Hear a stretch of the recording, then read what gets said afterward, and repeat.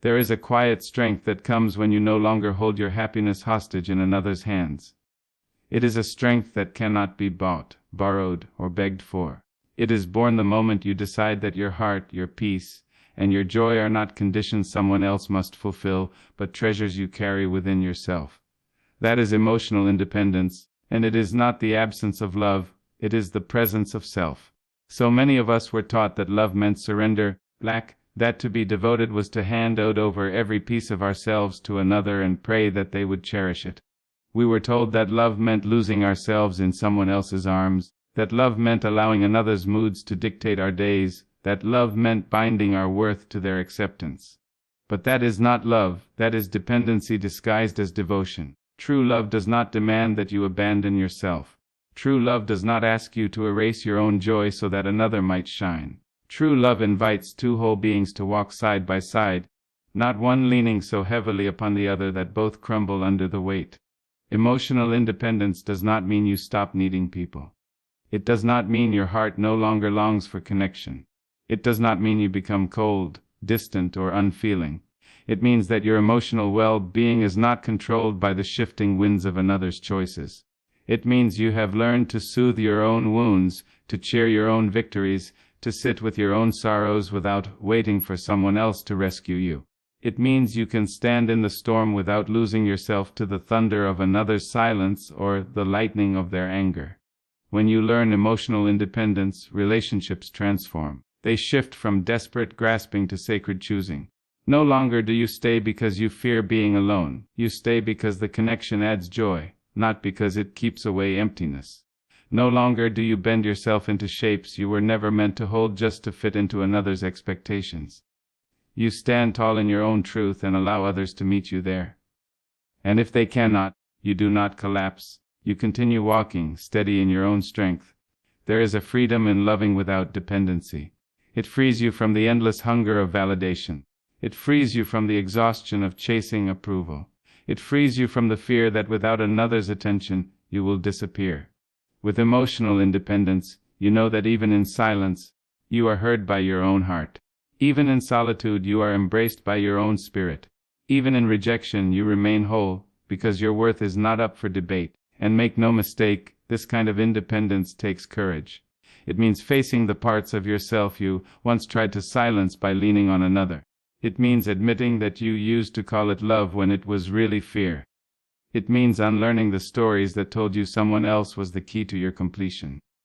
It means healing the wounds of abandonment, rejection, and neglect not by demanding others fix them, but by tending to them yourself with compassion and care.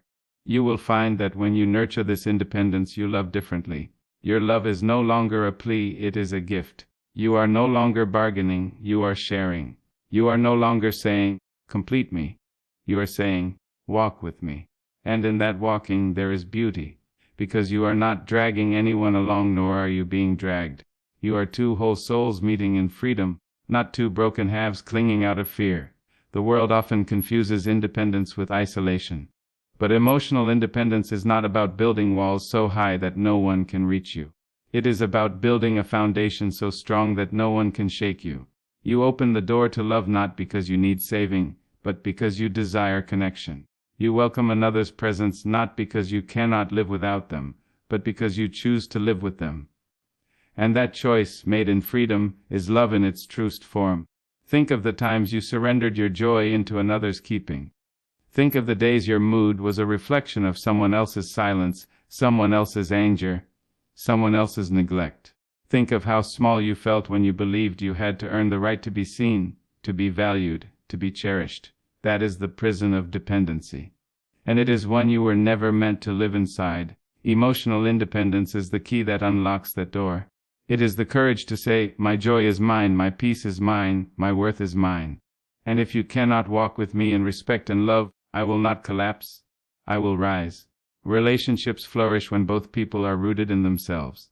Because then, love is not a drain, it is a flow. It is not a transaction, it is an exchange. It is not a desperate attempt to fill a void, but a celebration of abundance. Emotional independence allows you to give without resentment, to receive without fear, and to let go without destruction. It makes love lighter, freer, purer, because it is not tangled in the chains of need but carried in the wings of choice. So choose yourself first. Choose to tend to your heart with the same devotion you once gave to everyone else. Choose to build a sanctuary within, so that no storm outside can shake you. Choose to stand in your own strength so that, when you love, it is not from emptiness, but from overflow. This is what emotional independence gives you: the power to love without losing yourself, the freedom to connect without chains, and the strength to walk away without breaking. Emotional independence is not something you stumble into overnight. It is not a garment you slip on once and wear forever. It is more like a weaving, one thread at a time, one choice at a time, until the fabric of your being is strong enough to wrap you in warmth when the cold winds of life blow. Each time you choose not to let another's rejection diminish your worth, you weave another thread. Each time you speak kindly to yourself when others are harsh, another thread. Each time you stand firm in your truth when someone tries to bend you into theirs, another thread. In time, the cloth becomes strong, untearable by the hands of others, beautiful in its pattern of resilience.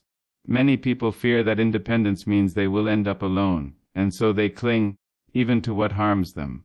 They clutch the broken pieces of relationships because the silence of their own company feels louder than the noise of another's presence. But loneliness is not healed by proximity. It is healed by intimacy with oneself. You can be surrounded by people and still feel empty if you are estranged from your own heart.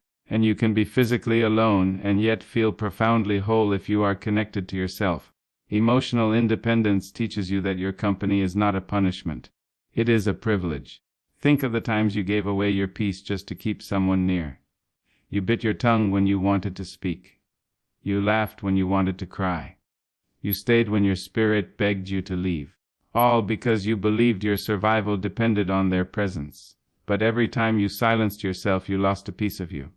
Every time you ignored your own needs, you betrayed yourself. And betrayal, when it comes from within, cuts deeper than any wound another could give. Emotional independence is the act of ending that betrayal.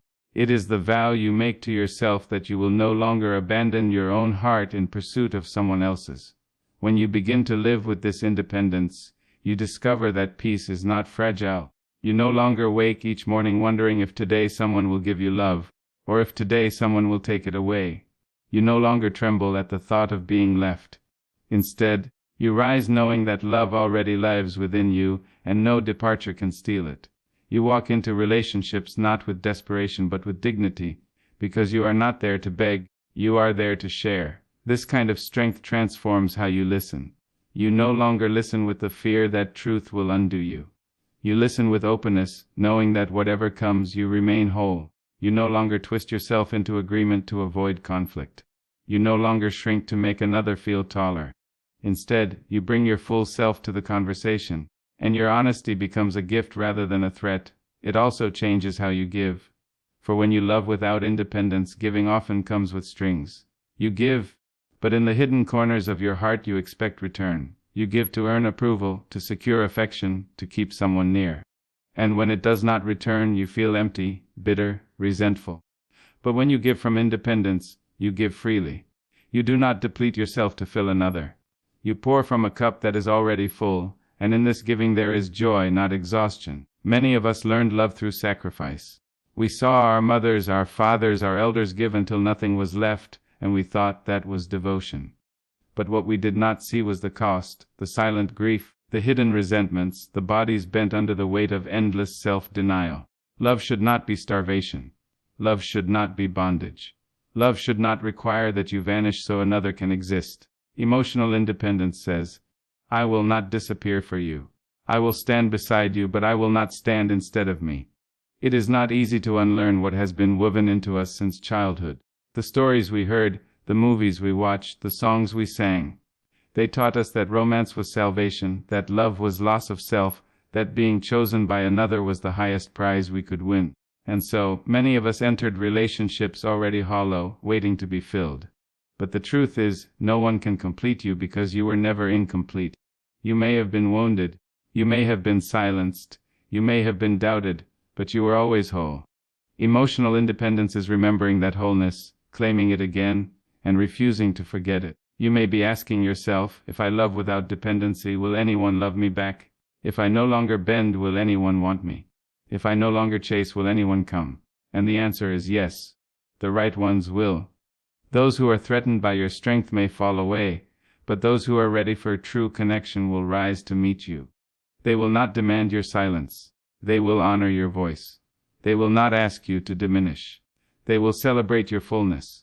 They will not try to own you. They will walk beside you. Emotional independence does not lessen your chance of love, it purifies it. It ensures that what remains is genuine.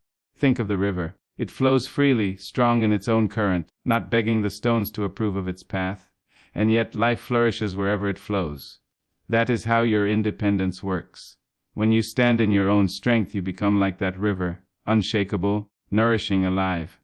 Others are drawn to your current not because you cling to them, but because you flow in truth. This independence also reshapes the way you face conflict. When you are dependent, every disagreement feels like a threat to your survival. You bend quickly, you apologize for things that are not yours to carry, you surrender your truth just to keep the peace. But when you are independent, you do not fear disagreement. You can hold your ground without hostility. You can hear another's perspective without erasing your own. You can compromise without collapsing. Because your sense of self is not hanging in the balance. It is steady within you. And when loss comes, as it does to every soul, emotional independence will carry you. For even the strongest relationships sometimes end, even the deepest love sometimes shift. Without independence, endings destroy us. We crumble, because we had placed our entire being in another's keeping. But with independence, endings still hurt, yes, but they do not end you. You grieve, but you do not vanish. You feel sorrow, but you also feel strength. You let go, but you continue. That is the gift of emotional independence, the ability to endure loss without losing yourself. Do not mistake this strength for coldness. Independence does not mean you never lean, you never cry, you never need. It does not mean you build walls so high that no one can reach you. It means you lean with choice, not desperation. You cry with openness, not shame. You need without surrendering your soul. Independence does not close the door to intimacy, it opens it wider, because intimacy can only thrive where freedom exists. And when you live this way, others notice. They see the glow in you, the peace in you, the quiet dignity that is not shaken by another's presence or absence. Some will be drawn to it because it inspires them. Others will be threatened by it because it challenges the old rules of power. But you must remain steadfast, because your independence is not only for you. It is for everyone who sees you and learns that they too can stand in their own light. Imagine the generations that come after you, watching the way you live. Imagine a child seeing you stand in love without losing yourself.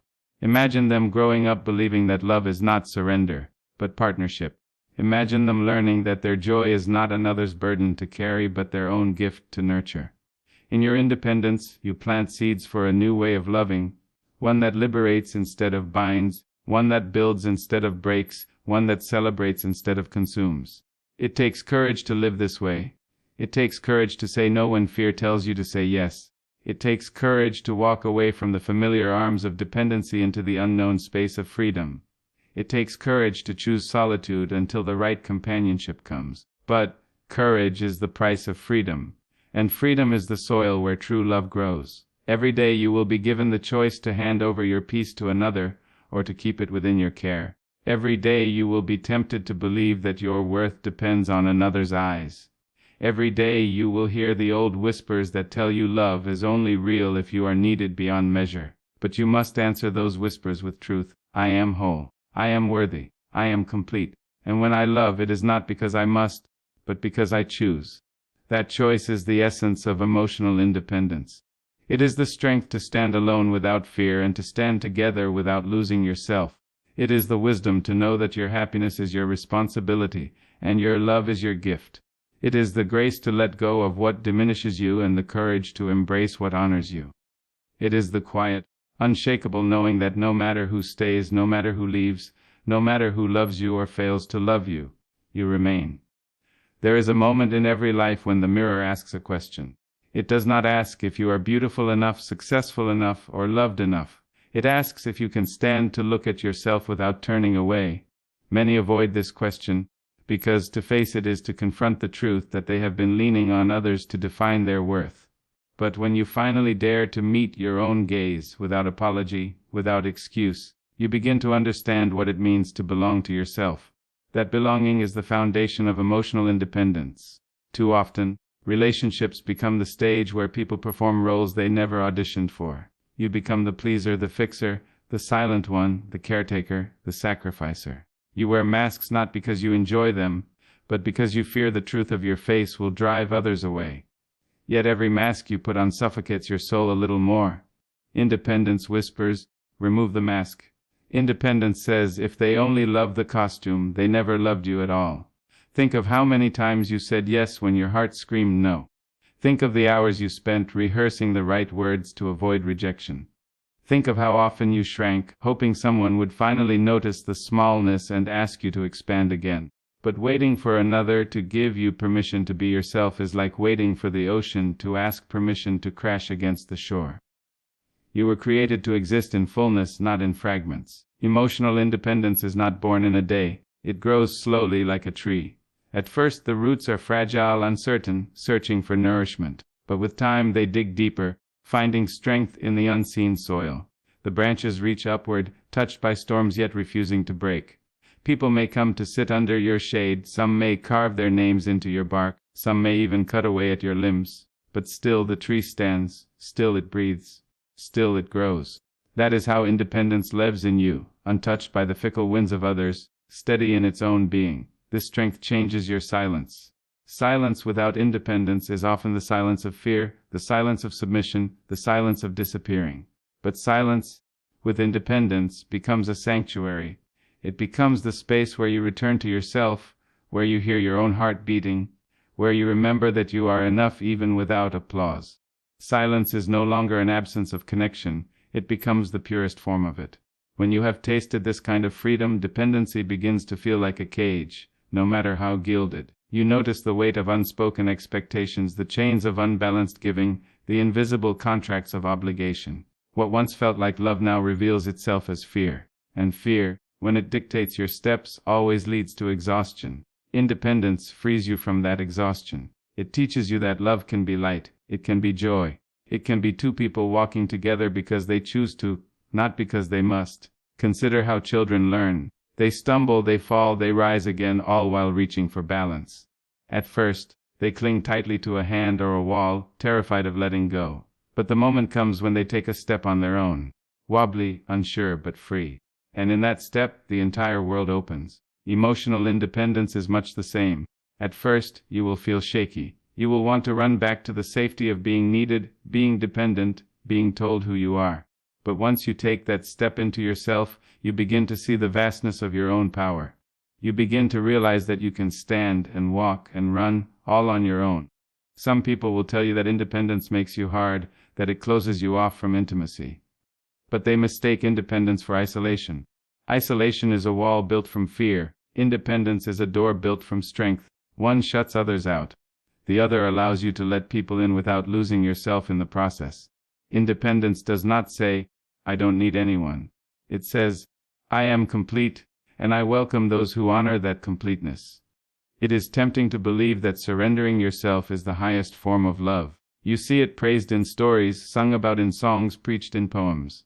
But surrender that erases you is not love, it is self-abandonment. True love does not require that you vanish. It requires that you show up, fully, unapologetically, wholeheartedly. Emotional independence gives you the courage to show up, because you no longer fear rejection will erase you. You know you remain, no matter what. With this freedom, even heartbreak changes its shape. When dependent, heartbreak feels like the end of the world. It feels like your own existence has been shattered, because you had given it over to someone else to hold. But when independent, heartbreak still hurts. It cuts, it aches, it leaves you breathless. But it does not erase you. You bleed, but you heal. You cry, but you rise. You do not look for someone else to glue you back together, because you know you were never broken beyond repair. And so, love becomes a choice again. Not a prison, not a contract of survival, but a daily choice. You wake each morning and choose to share your heart, not because you fear being alone, not because you need someone to define you, but because joy multiplies when shared. And if the day comes when that love must end, you can let it go with grace, because you know it was never the source of your worth. Every soul has the right to this freedom. Every heart has the capacity for this strength. It does not matter how long you have lived dependent, how many years you have silenced yourself, how many times you have forgotten your own power. The moment you decide to return to yourself, the moment you declare that your peace belongs to you, the moment you choose to love without losing, you step into emotional independence. And once you have stepped into it, the world cannot take it from you. So I tell you this, do not hand your soul to another and call it love. Do not give away your peace and call it devotion. Stand in your own strength. Stand in your own truth. Love yourself so completely that when you give your love to another, it is not from emptiness but from abundance. When you walk into a relationship, walk in as a whole being, not a half waiting to be filled. For the world does not need pieces of you scattered in someone else's hands. It needs the fullness of you alive, radiant, unshaken. Emotional independence is not the end of love, it is the beginning of love in its purest form. And if you dare to claim it, you will find that every relationship you touch will change. Not because you demanded more, but because you became more.